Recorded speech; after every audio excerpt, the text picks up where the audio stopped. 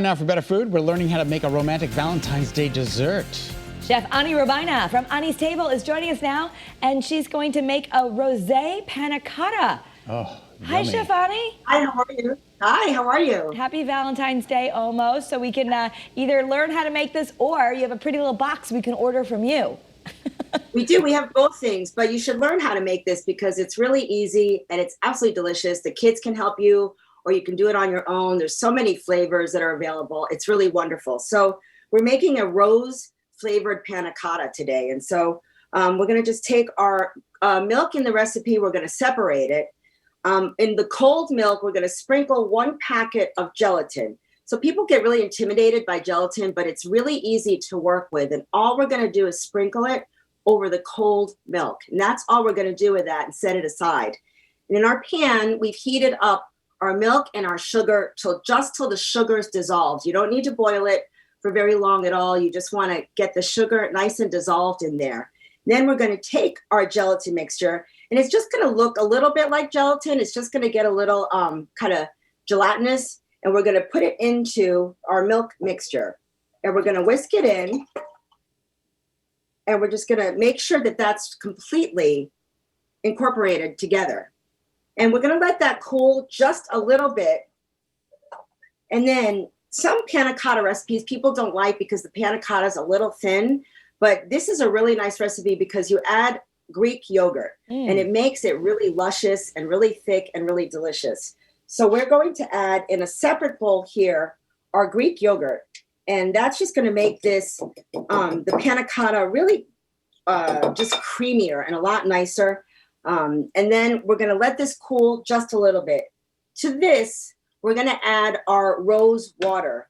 If you can't find rose water, the other option for color, which is really pretty, is if you can find hibiscus tea. It's a really beautiful red color, and it really does a really nice job instead of food dyes if you want to go completely organic. There's a couple companies that make a really nice hibiscus tea, and it just gets this really, I don't know if you can see it, it's just this really beautiful red. And so we're going to add that to our milk and gelatin mixture, just a little bit for color. If you can find rose water, you're just going to add a little bit, and it's going to add a really nice essence to it. Don't buy rose essence, just so you know, because that's not edible. So make sure it's rose flavored water. Okay. So that you have an edible product. And if you don't have that, it'll work anyway. If you don't have the rose water, if you can't find that, you'll still be okay. Yeah, the rose water is just for flavoring, and we just added the hibiscus tea for a little pretty color. You can also crush raspberries, and that will give you the pink and a little bit of raspberry color. And you can just food dye if you want something nice and pink. You can add vanilla extract, orange extract, almond extract. You can flavor your panna cotta, any way that you'd like. You can add a little amaretto. You can do, however you like. Okay. So we're going to just stir this together with the yogurt, and we're just going to make sure this is really incorporated. This is cooled down a little bit. And then we're just going to strain it through a sieve back into a bowl to make sure any little bits that have gotten in there get out. There you go. And that's it. This is the easiest recipe ever, and it just makes this really beautiful dessert. And then you'll pour it into whatever container that you like. I love all different kinds. I use a martini glass. I have these little glass vials. You can do an espresso cup if you want to have like mini desserts. You can do a bowl. Then to top it, you can use fresh fruit, whatever.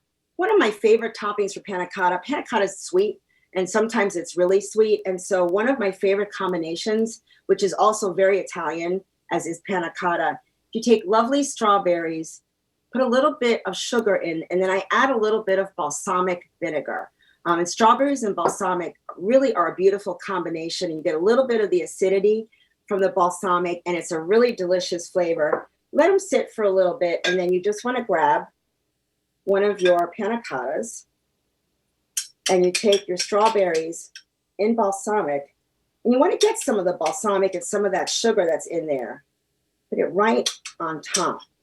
Ani, It- we're it running cuts to we're the running out quick. of time, but it looks delicious. And I want to let everyone know you do Zoom cooking classes. You've got one coming up on Saturday. Maybe you could do a class, learn something, and then serve it to your Valentine. But it's Ani's Table, ANISTABLE, of course, .com.